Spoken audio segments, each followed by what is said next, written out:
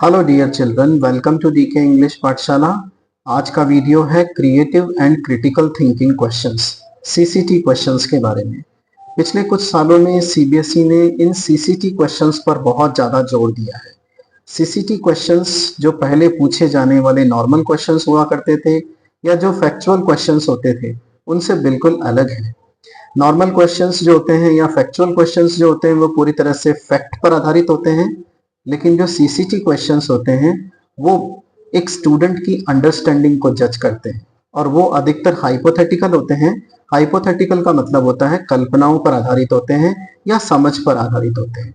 तो आइए आज इसी पोएम अ फोटोग्राफ, जिसका वीडियो मैंने अभी अभी अपलोड किया है और उस वीडियो का लिंक आपको डिस्क्रिप्शन में मिल जाएगा, वहां से आप उसको देख सकते हैं। उसी पोएम अ फोटोग्राफ में से आज सीसीटी क्वेश्चंस कुछ प्रिपेयर किए हैं। मैं आपकी हेल्प करूंगा इन क्वेश्चंस को समझने में, लेकिन इनके आंसर आपको नहीं बताऊंगा। आंसर आप चाहें तो इस वीडियो के कमेंट बॉक्स में जाकर उन्हें कमेंट कर सकते हैं। फिर कमेंट बॉक्स में मैं जरूर आपको आंसर दूंगा कि आपका जो आंसर है वो सही है या नहीं है। देखिए, पहले क्वेश्चन की बात करते हैं। Which of these moods is not related to the poem a photograph? यानी इनमें से कौन सा ऐसा मूड है जो पोएम फोटोग्राफ से रिलेटेड नहीं है। अब मूड या एक्सप्रेशन जिसकी हम बात कर रहे हैं, बॉक्स में कुछ एक्सप्रेशंस या मूड्स दिए हुए हैं, हमें उन्हीं को देखना है। उनमें से ऐसा कौन सा मूड है जो पोएम से रिलेटेड नहीं है। वरीमेंट, जिसका मतलब चिंता होता है।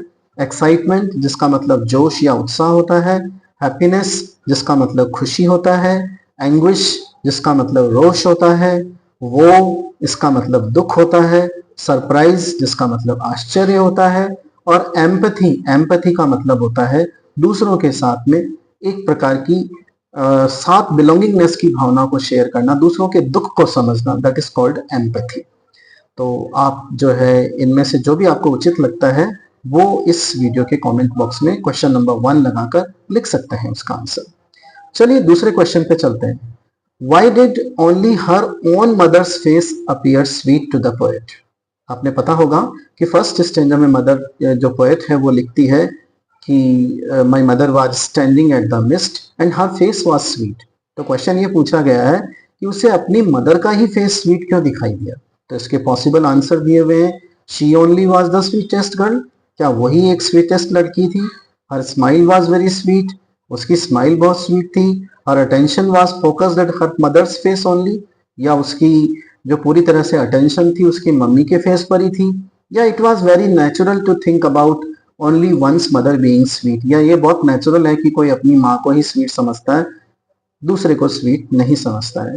तो ये जितने भी आंसर्स दिए हुए हैं इनमें आपको एक से ज्यादा आंसर सही लग सकते हैं, लेकिन आप ये ध्यान रखिएगा कि आपको मोस्ट अप्रोप्रिएट आंसर को सेलेक्ट करना है। मोस्ट अप्रोप्रिएट का मतलब जो बहुत ज्यादा सही है उसी को सेलेक्ट करना है। अब आते हैं क्वेश्चन नंबर 3 पर। What kinds of changes would have happened in the sea in so many years? आपको याद होगा कि फर्स्ट स्टेंजा में द पोएट सेज, पोएट ये कहती है कि sea which appears to have change less, यानी सी समुद्र जिसमें बहुत कम चेंज हुए हैं। तो what kind of changes would have happened in the sea in so many years? तो आपको क्या लगता है कि उसने सी में क्या चेंजेस देखे होंगे? तो पॉसिबल आंसर है which of these changes do you agree? आप इनमें से किस चेंज से एग्री करते हैं? तो पॉसिबल आंसर्स कौन से हैं? It's water would have receded, इसका पानी कम हो गया होगा। It would have become polluted, ये पॉल्यूटेड हो गया होगा। It would have become crowded, ये क्राउडेड हो गया होगा। It would have become completely dry, या पूरी तरह से ये सूख गया होगा। तो इसमें जरूर एक से ज्यादा आंसर हो सकते हैं, तो एक से ज्यादा आंसर्स पर टिक कर सकते हैं। तो आपको वो ऑप्शन लिखना होगा जो उसके राइट आंसर्स हैं। तो आपको लगता है अगर बी सी डी आंसर है तो आप बी सी डी लिखिए, आपको लगता है A B C right answer है तो ए बी सी लिखिए। क्वेश्चन नंबर 4 और 5 है वो multiple choice type of question नहीं है, वो आपको अपनी इमेजिनेशन के बेस पर लिखा है। तो जैसे क्वेश्चन नंबर 4 है, why was the poets mother laughing at the swimming costumes? अगर आप स्टेंजा नंबर 2 में जाएंगे तो स्टेंजा नंबर 2 में there is a conversation between the poet and her mother. Poet और उसकी मदर के बीच में कॉन्वर्सेशन हो रही है, और कॉन्वर्सेशन में द पोएट्स मदर सेज, माँ कहती है कि सी बेटी एंड डॉली को देखिए, और how they dressed us for the beach, कि उन्होंने हमें कैसे बीच के लिए ड्रेसअप किया, तो वो व्हाई वाज शी लाफिंग, क्यों हंस रही थी, आखिर स्विमिंग कॉस्ट्यूम्स में ऐसी क्या चीज हो सकती है जिसके ऊपर उसे हंसी आ रही होगी। तो this is to be written on the basis of your imagination. और इसका कोई सही आंसर नहीं हो सकता, आप जो भी अपने इमेजिनेशन के बेस पे लिखेंगे वही उसका आंसर है। तो इन क्रिटिकल और क्रिएटिव थिंकिंग वाले क्वेश्चंस को लाने का पर्पज ही यही है कि इसका कोई राइट आंसर नहीं है। इसका एक आंसर जो आप स्पेशली ये 2 या 3 लाइनें वालों में लिखेंगे, वो आप जो भी लिखेंगे वो सही माना जाएगा, लेकिन वो प्रॉपर लॉजिक बेस होना चाहिए। जितनी भी पॉसिबिलिटीज होती हैं, जितने भी पॉसिबल आंसर्स होते हैं, उनमें से कोई एक होना चाहिए। क्वेश्चन नंबर 5 में देखें, why is the poem titled a photograph not the photograph.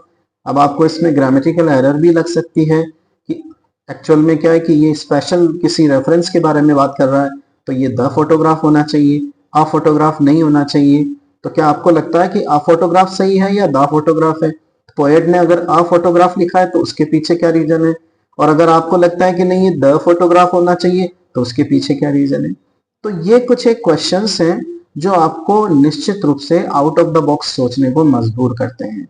तो आप जरूर कमेंट बॉक्स में कमेंट करके जरूर बताइएगा कि इनके आंसर क्या हो सकते हैं। और अगर आपके भी दिमाग में ऐसा ही कोई सीसीटी क्वेश्चन है जो आपको लगता है कि दूसरे बच्चों को बेनिफिट कर सकता है, तो उसको जरूर मेंशन कीजिए कमेंट बॉक्स में। Thank you very much.